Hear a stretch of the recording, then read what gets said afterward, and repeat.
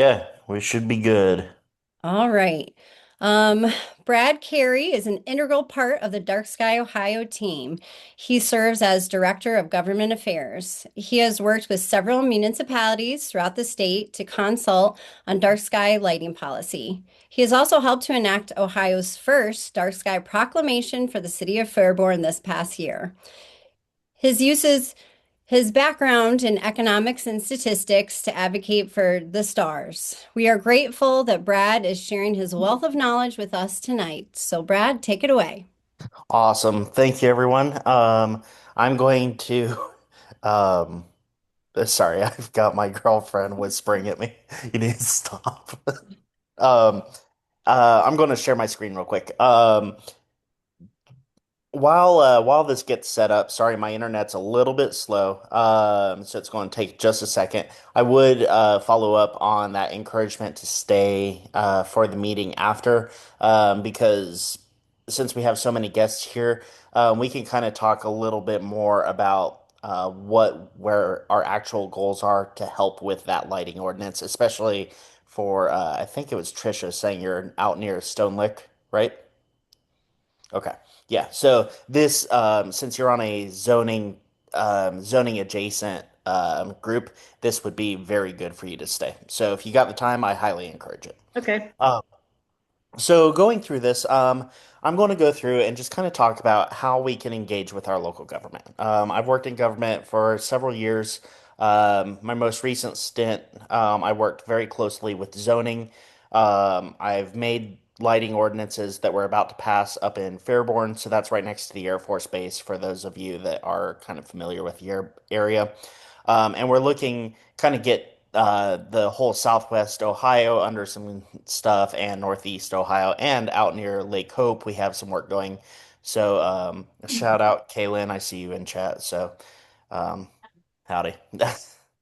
Um, Topics I'm going to cover today. I basically five things. It's creating a tailored community message. So when we're talking to our community, each community is different. How can we reach out to them? Gathering local support, finding your contacts within the government, submitting something actionable, and how to hold the government accountable. Um, so, because we're running quick on this one, I am going to ask that if you have questions, write them in chat. I'm going to ignore them till the very end, and then we can just answer in bulk. Okay. Um, Going first, creating a tailored community message. All right. So the biggest thing with any ordinance, especially lighting, lighting can get really touchy really quick because people don't like you messing with their lights, right? Lights make us feel safe, they make us feel secured.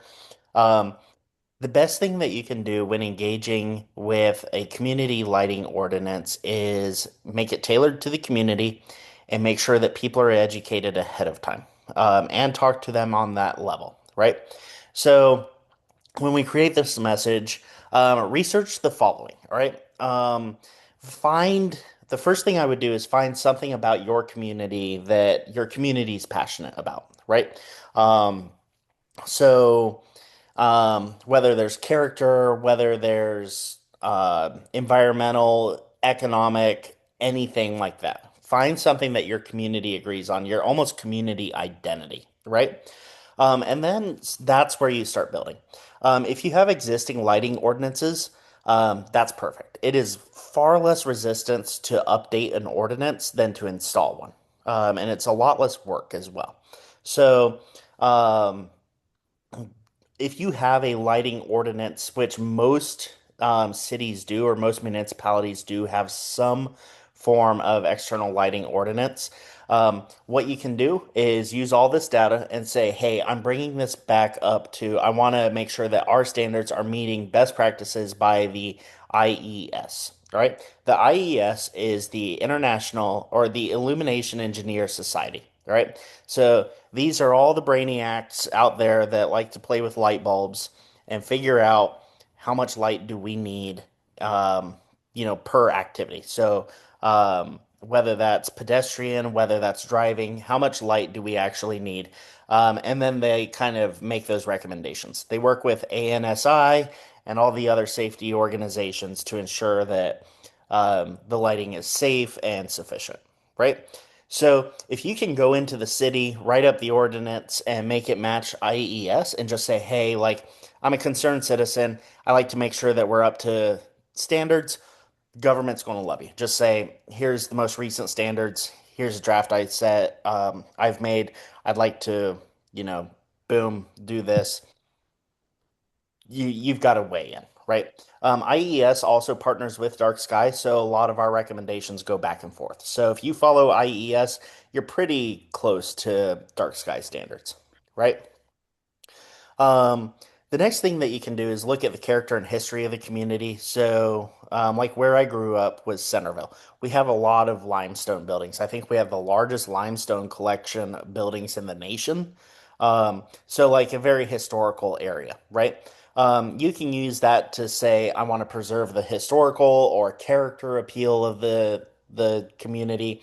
That goes really well because a lot of people that live in communities like that like it because of the aesthetic. So if you want to keep that aesthetic, people like that. Um, Politics and social initiatives. This one is also really important, right?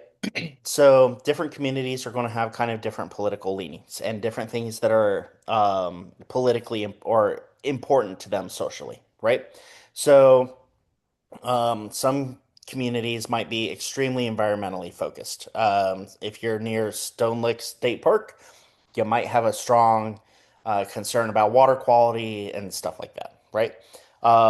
If you are in Fairborn, Ohio, you may have a lot of Americana kind of priding the nation. I want to be very American, old school feel like that.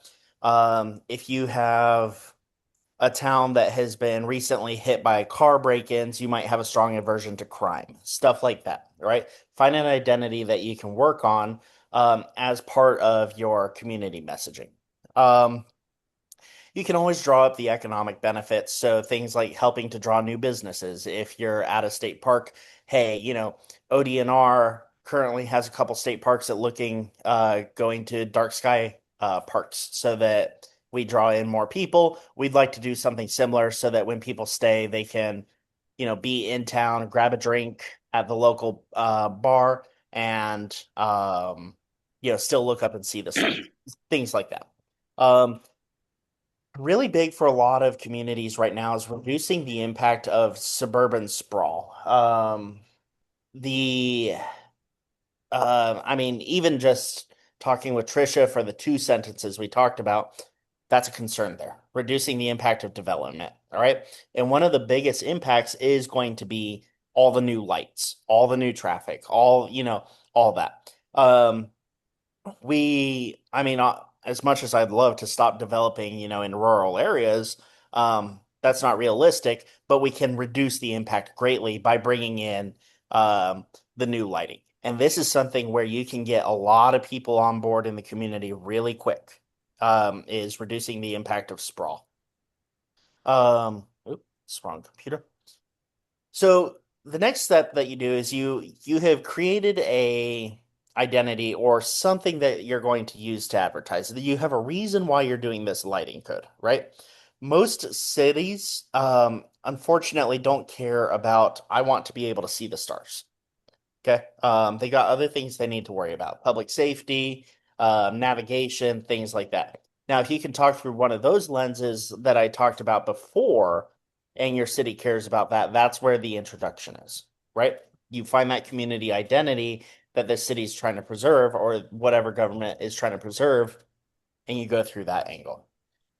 Gathering local support.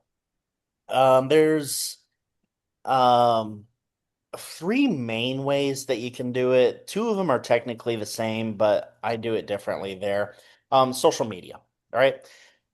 Social media is kind of effective just to get people aware that something's out there, but it's not effective of getting messaging out there. It's really hit or miss. Basically, if you want to get messaging out to someone, they have to already be interested in that cause. So and social media is also susceptible to trolls and naysayers. You're going to get all those people that come on and then poo-poo your idea, and it's, you know, not great. If you're going to use social media, though, I recommend that you focus on the safety and the nostalgia aspects. So, community identity and safety. Use a relatable story. So, one example I would have is I was at um, I was at X city. We'll just say um, I don't know what's a city I like to um, beat up on. I was at Beaver Creek. All right, we'll just say Beaver Creek. For those of you that don't know Beaver Creek, it's Centerville's rival. All right. So I was at Beaver Creek City and I saw their new lights. They look terrible. They're so bright. They just kind of are out of character. It's gross. And then I talk to other people about that. I'll be like, you know what I mean? You know, you connect with them. They're like, yeah, Beaver Creek sucks, you know. Um, and so you're like, yeah, exactly. I don't want those lights in my neighborhood. Like that's so bright and it's just jarring and it looks bad. Like I want my neighborhood to look good. I don't want it to look like Beaver Creek. If I have any Beaver Creek in here, sorry. Can't let, go Elks. So the next stage that we have is in-person canvassing. All right. So in-person canvassing is the most effective way that you can get the word out there. Unfortunately, it's also the most intensive, right? So you got to have time to do this. The first thing you need to do with in-person canvassing is check for permits. So a lot of towns require you to have permits um, to go door to door, stuff like that. You need to make sure you have these permits filled out. They're super easy to do. Another thing that you can do is also let the police dispatch know that what areas you're going to be in, what you're doing. That way, if people start calling and saying, "Hey, like," there's some weird white guy with a beard and like hair down to his shoulders knocking on my door. Um, the police are aware and they're like, oh yeah, that's just Brad with dark sky. Like he's harmless. We know he's out there, right?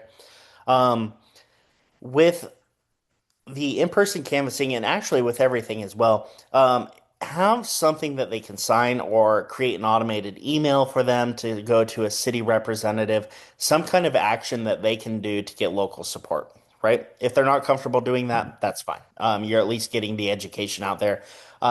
Make sure that you're keeping it kind, adhere to property wishes, rules, stuff like that. If you see a sign that says no trespassing or no entry, leave them alone.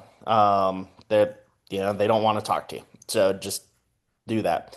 The third one is canvassing at events. So this could be sporting events, school plays. Kevin, when you guys are doing things out in the nature center, you can canvass. You talk to Aaron, and see if you can canvass about dark skies. I mean, the whole nature center room is dark sky, so I imagine that she would say, "Please do." But I can't speak for Aaron. So, um, Yes, but please can do. exactly there. See, there you go. You can basically canvas at these large gatherings, educate people, have some kind of action for them to do. Again, whether it's a signature, whether it's an email that they just scan their QR and automate. And if you don't know how to do that, just Google it. It's so easy. And that just something that you can take to a city to show interest. Um, Finding our contacts. Let me move my little thing here. Um, so contacts at your government are not equal. All right. You have different tiers of who at the government is useful and who is less useful. All right. There is no one at the government who is, well, in this case, there's no one at the government who's useless. At least in this instance. Having worked in government, I can tell you there are plenty of people there who are useless. But in this instance, we're keeping it positive, we're keeping it happy. For your instance, there is nothing here that's useless. All right. So, in terms of usefulness, though, there is a difference. There are people who are not useful, and there are people who are really useful. All right. So, going down the list, your S tier. So, this is white gloves, silver platter. These are the people that if you can get in with them and get them on your side, you are golden. All right. These are the best of the best. These are going to be your city planner, your city engineers, and your zoning teams and like their city manager, right? So if you can get in with those four, those are the ones that are going to be most helpful to you because those are the decision makers for what we're talking about right now. Zoning and city planner often go together like that. Um, some do them differently, but if you can get in with the city planner and the zoning, if they're separate, you're golden. Next level. These are great contacts, but um, they're not as good because they're not directly making the zoning rules and all that. City council, all right. Now, city council can be S tier depending on how involved they are, right? If you got someone who's a go-getter, a hard, I want to do this, that bumps them up to an S tier because eventually they are the ones that will write that law, right? But most of them won't be aware enough to be a strong ally. They'd be willing to sign on to it, but they are not an advocate, which is what the difference between an S tier is. Another A tier would be a city clerk because they are going to be the ones that write the agendas and help you write the bill that you're looking to pass. Directors of Public Works and Economic Development are also really good contacts. The Director of Public Works will probably forward you to an engineer or someone else because they're going to have so many other things to worry about, such as streets, clearing snow right now, stuff like that. Um, your next level tier, the B tier, these are okay contacts. They're going to pass you on to someone else. This is your code enforcement and your inspectors, building inspectors. Um, they are going to know who to talk to, and they're going to have a lot of say on that, but they are not decision makers. So if you can get in with them, most likely what they'll do is they'll say, "That's very interesting. You need to talk to X person," right? They'll probably stick you with the engineer or the city planner. Your sea level, all right? So these are mediocre contacts, all right? They have no direct correlation. It's kind of a I know someone who knows someone type deal. These are going to be your police officers, your fire leadership, stuff like that. All right. So these are just going to be people who will have no decision-making power on that, but they know people who do. And then your poor contacts. These are people who are just going to be like, I have no idea what you're talking about. Maybe I know who to talk to. These are going to be anyone dealing with tax, finance, anyone like that. Anyone who basically would have no say over zoning whatsoever and are just completely different departments. Okay. So if you're looking to talk to people at the city, um, definitely stick in the S tier, A tier, and maybe dip into the B tier if you know people. Um, Now, anyone in the city will know how to contact someone who's an S tier. So someone who's in a D tier, a tax clerk, doesn't mean they're useless, right? It means that, you say, hey, my friend is a tax clerk for the city of Cincinnati, right? Um, can you tell me who the city manager is or, who the city planner or who I would talk to about this? Give me a contact, give me an in. That's the way that you would use a D level contact. So if you got friends who are, in tax finance or something, use them to get into the next level. Now this is the most important, all right? You need to submit something actionable, all right? It's cool to go talk to them. It's a feel-good story. People like it. But if you have nothing actionable, nothing's going to get done. All right. Despite the myth, city workers are extraordinarily busy. They don't have time to write the bill for you. All right. I know a lot of people love to say the city does nothing, right? And we just sit there and all that sometimes. But most of the time, extraordinarily busy. So it's up to you to write a plan up for approval. And this is what you need to include. You need to include the proposed ordinance. With Dark Sky, you can go to the website. The main headquarters website will give you a write-up example that you can use. And then I think we also have some that I forwarded to Tracy for Fairborn that you could use. You can just edit it as needed, right? But you want something concrete that you can take to them, what you want approved. Yeah. Um, Sorry? Oh, okay.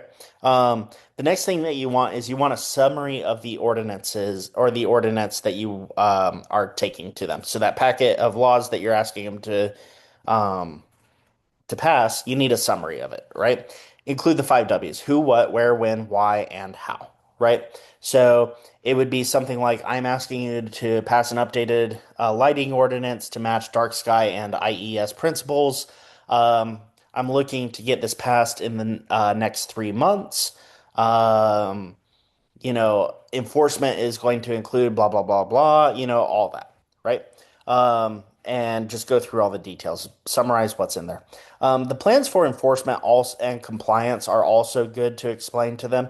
Most codes depend on reporting for enforcement. So this is the tattletale system. This is, oh, my neighbor's light is shining in my window at night, and I want you to do something because, I've talked to him and he's not being nice about it. Um, so that's the tattletale system. Um, Including other plans for enforcement besides tattletale is really helpful. If you can say, hey, I am with a group that would be willing on new construction to do nocturnal inspections on behalf of the city, assuming that they delegate us the power to do so, and we give them an actionable report. Like we don't make the decision, but we give a report to the city saying, yes, they abide by your code, or no, they don't, and here's why. If you can give them something like that, that helps a lot because that takes something off the plate. The next thing that you need to do is ensure that it's in the same format as the rest of the laws. You can work with a clerk on this, or you can just Google existing laws within your community and make the format match. Okay. Um, Holding them accountability. All right. So accountability is it's a team effort and it requires team spirit. All right. So this is what accountability on our behalf for the government looks like. All right.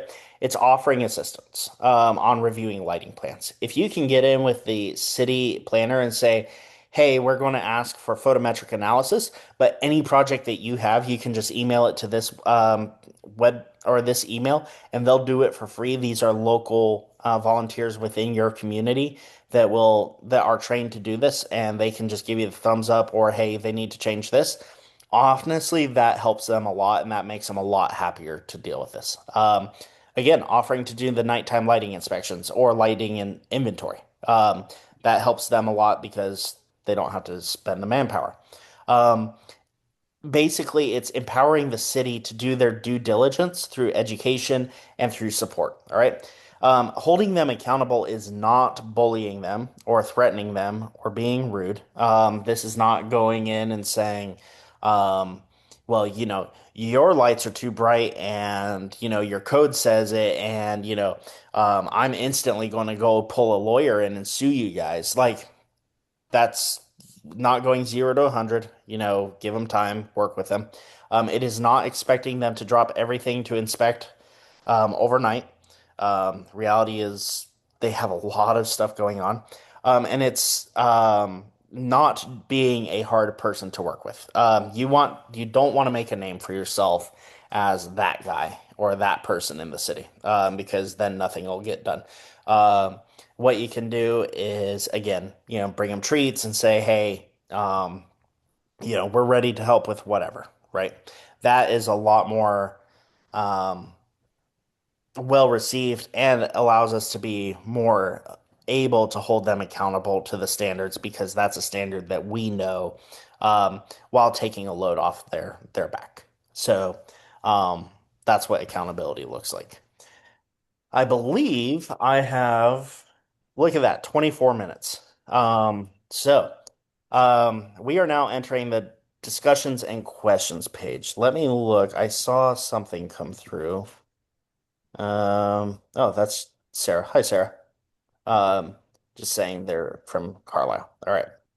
Um, at this point, do I have any questions, any concerns, anything I can help you guys with? Um, Something I can bring up about we're currently in Wayne Township Mhm. um, uh, in Warren County. Um, we kind of surround ourselves by Springboro at the northwest and Lebanon to the south. And I was a part of a rewriting the codes for the village, meaning all the ordinances and codes to bring them up to current standards. And that was done about 2 years ago when I was on the village council. Sure. And they're pretty much in line of what we're trying to achieve. And if a citizen or anyone has a complaint, there is a formal process to complain to the village solicitor that they experienced this or they saw that with regards to lighting.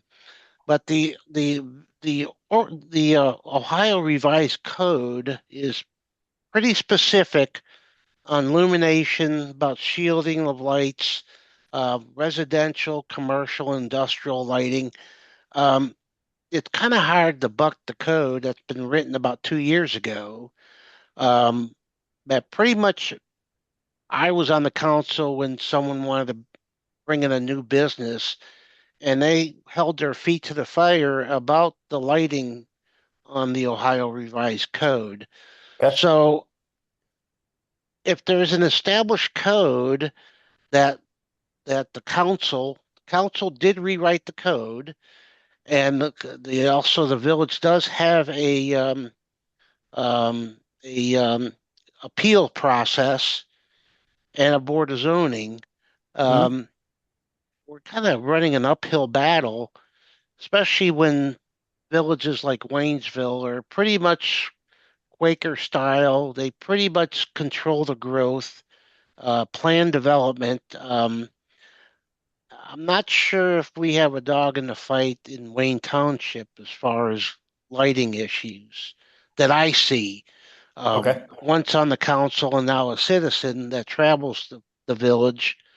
Um, so I'm I'm struggling where Dark Sky, Ohio fits in, unless I'm missing something in Wayne Township. So I'm not exactly sure of what your question is. That's not a question. It's Okay. not a question. It's pretty much a statement about um, there are written codes about lighting and shielding and residential and commercial industrial, Yes. and any businesses or residential has to adhere to the code. If not, they get a call from the village solicitor, Hmm. and the complaint goes to the solicitor, which is basically the village attorney. Yep. Um, so I'm not sure how Dark Sky, Ohio could come in and try to revise the code.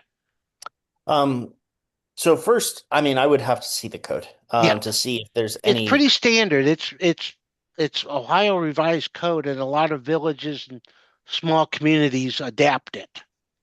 And I Um, know our council adapted a larger city's code. yeah. So generally, what a dark sky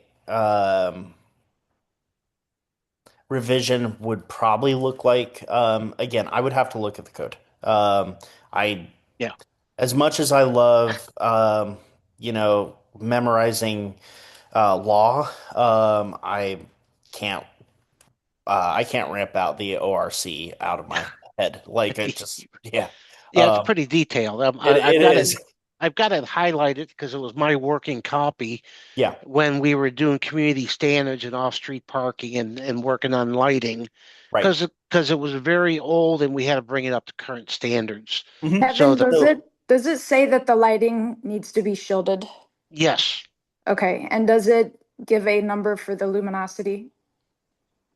so there's a pictorial, and I think that's pretty standard in a lot of other communities about shielded and illuminations and direct lighting and down lighting. And I mean, it's pretty extensive. I brought it with me to the meeting Wednesday night, but we were busy doing other things. But I could show it to you on offline. Okay, I would love to yeah, see. and oh, sorry, go ahead, Aaron. Does it include people's security lights, like Yes, ma'am. individuals? Okay, Yes, ma'am. Yes, ma'am. so there's a lot of people that don't follow that. Well, I can't speak for Harveysburg, but Harveysburg is in Clinton, Massey Township. And I'm not sure where their governing body sits. I don't know if it sits in Harveysburg or somewhere points beyond, but I'm speaking about Wayne Township right now. But the Ohio Revised Code, Yep. that supersedes everything you're saying? No, a village code supersedes um, a revised code because Oh, okay. it's tailored to the community, and it's open for public discussion. And there's three readings, and the council has to approve it three times and go to the mayor, and it's pretty lengthy process. It has to be advertised publicly and all that. So, what a dark sky revision in this case would probably look like. Since you guys have full shielding requirements, that's good. That's one of the major things we push. We would probably recommend, and when we come in and talk to cities, we make recommendations, right? We don't come in and say you have to change. We make recommendations. We would probably recommend uh, color temperatures of 2700 Kelvin. Things the headquarters say 3000 is acceptable. Most street lights are going to be set around 3000. That's going to be the lowest they can go. But what we would say is 3000 for street lights, 2700 Kelvin for all other external lighting. Um, and then like for my Fairborn ordinance, what we did is we started and figured out where people would actually need and want light, right? So we carved out what we call a safety exception. So these are areas that have no curfew. They still need to meet full shielding and color temperature, but there's no curfew on them. They're curfew exempt. These are going to be things like your addresses, your front doors, if you have stairways or areas where there's unlevel terrain, stuff like that. Basically, we don't want people to fall. We want EMS to be able to find places. Um, Busy intersections or anywhere there's a crosswalk, we want to be illuminated. That way, people can just see into it. And we carved out a safety exception. Um, what I found is carving out that safety exception helps a lot, right? On the resistance. Everything else from our side, the big ones that we would recommend, besides the color temperature and full shielding, is the creation of what we call lighting zones. And these would just match um, your village's zoning. For example, in Fairborn, we have suburban residential, right? We would put that as a lighting zone one, right? We're saying, hey, anyone like street lights at that point are on motion sensing dimming. So, anyone that has a business within suburban residential, you have to have your lights off at 10 p.m., your external or close, whichever is later. You are allowed the safety zone lighting. Your parking lot lights have to be off. You are allowed motion sensing on them. In areas where you have for a different zone, if you have like a commercial area that has car dealerships, right? They really don't want to turn off their lights, but you can tell them, all right, you need motion sensing dimming. So you need to dim your lights by 90%, 80%, something like that. The key is finding the negotiation. Yep. So those are the big ones that we would probably come in and make a recommendation and say, all right, hey, let's look at your how you zone accordingly to residential and business and all that. Make zoning, make lighting zones accordingly, make everything less than 3000 Kelvin on illumination, make it sure everything's full cutoff. And then we would also probably offer our services. Um, the one that we also do is brightness. And we would offer our services on that. So a new construction coming in, um, basically we talk to the zoning commission of, however you guys work at a village setting, whether it's a planner or just a zoning administrator. And we would say, hey, whenever you have a new development come in, we'll do the lifting, and we'll do the measurements for you guys as just community service because we need community service. You give us the plan, send it to this email. We'll go out, we'll get someone scheduled. We'll do a nighttime reading and give you the results, and we'll let you know if the results are within spec or not, and then leave Got it it. to them to make the choice for. So Perfect. Yep. that's generally what it would look like on our end. Yeah. Most of Wayne Township is mostly residential growth. Yeah, We're a bedroom community. So, um, you have your little restaurants and gas stations and storage units, but it's mostly residential. right. And so that's what it would look like from our end. Yep. And if you end up doing something like that, you'll be working with me Mhm. on that. Okay. So, Okay. Thank you. yep. Yep. Who's next? I can go next. Cool. Hi, I, Trisha. I, as you're talking, Mhm. I feel like I have a lot to learn. You're throwing out 2700 Kelvin and, Yep. like, So that's okay, why I well, said we recommend you stay afterwards because I just hit the fire hose and I full nozzle.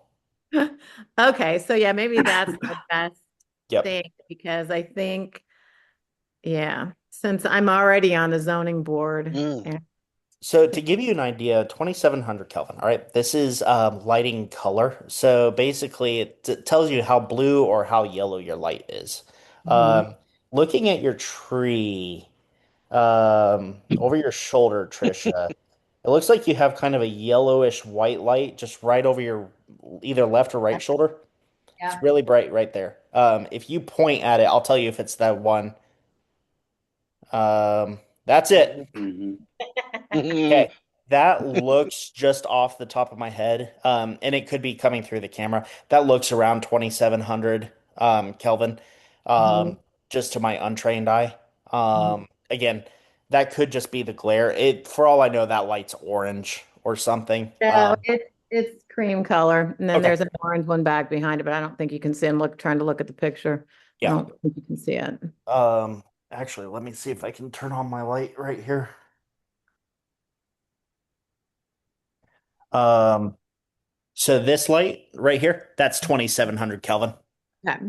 Um, so on street lights, that's what it would look like. It's still very, it still looks very crisp, clear, Mhm. things like that. The reason why we recommend that color temperature is it scatters less in the atmosphere. So your light, it's softer on the eyes, scatters less in the atmosphere. So your light pollution effect is lessened. And it just looks nicer in the community.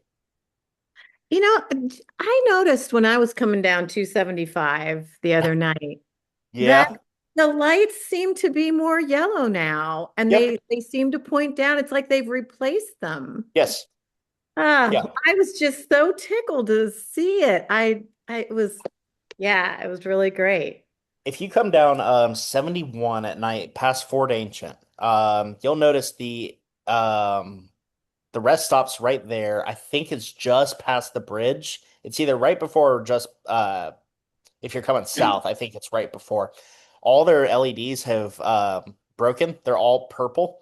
That's why we're trying to do the 2700 Kelvin is because the way the old LEDs work is they have these super blue, like it's literally purple.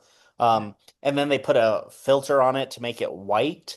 Um, I don't know the full science behind it, but I know that 2700 reduces that. And so when your lights eventually do fade out like they do in LED, um, it won't be as Twilight Zone looking. Because like you drive past and all of a sudden it's literally like purple lights everywhere and you're just like, whoa, this is weird. So, Well, I'll stay after. I have to tend to something real quick, but I'll be able okay, to hear him turning me on. excellent. We look forward to it. All right, who's next?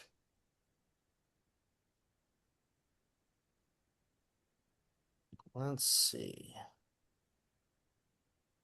I did also want to add that when you are talking to your local government, when you're talking to those people, most of us do not work in city government that are a part of this group. And, I'm imagining that a lot of advocates are not working in the city.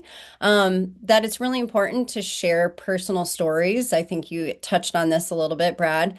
I was able to help pass, a basic light ordinance in Clark County. And I think what really helped is stories about why you think it's important to you pictures, so how it affects you personally, how it affects your family. Um, we had to go through various commissions to get it approved. Bring in your family, bring in your friends. I brought in my kids, and I think that was really helpful. My kids, I think they're adorable little girls. And they were just little tiny things. And so when I brought them into the commission meetings, it really made a big difference because I'd said, this is for them. That if you think about what the sky looked like and what the environment looked like 20 years ago, 30 years ago, 40 years ago, depending on, the council that you're talking to, it really made a difference. So again, making it personal. I know that Brad talked about the nitty-gritty parts of these ordinances, but it really, if you can make it personal with stories, pictures, I think it really does help when you are talking to these people about why it's important to you. Because a lot of people don't come to these meetings, right? I think Brad is, you can attest to, I mean, depending on what the issue is, the community doesn't really come to a lot of these meetings. So if you can bring just a handful of people to your meeting, I think it really can be impactful. Yeah. Um, and when people do show up to the meetings, generally it's not to say how great of a job the city's doing.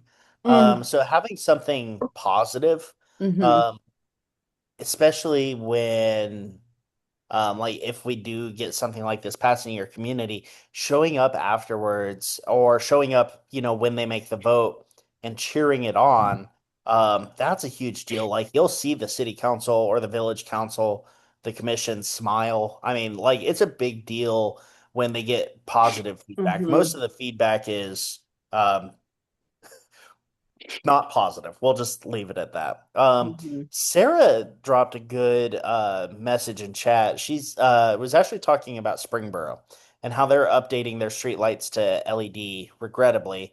And it's funny that you mentioned that because we actually worked closely with Springboro on a presentation to a bunch of the zoning professionals in Southwest Ohio. And yes, they are moving to LED, and everyone is going to. Unfortunately, you're right. But Springboro has a really strict lighting code, and they're doing really well. So hopefully, the impact of the LED is going to be lessened. And like they need to lower their color temperature from 4,000 to 3,000, but they have like brightness limits on it. They have some of them they have curfews. They limit the amount of light that's allowed to come outside of a window. Like so Springboro, if for those of you that are in the area close enough to Springboro for that to matter, that's actually a good example of one who's in process right now of doing something because in the cities we get a lot of no one wants to move first. There's a lot of inertia on that. So if you can show that Springboro is doing it and Fairborn is very close to adopting and will be hopefully in the next 2 months once we get everything figured out there and show that things are going there, that helps a lot. So yes, thank you for bringing up Springboro. It is unfortunate that we're going to LED, but it is not all doom and gloom, fortunately. All right.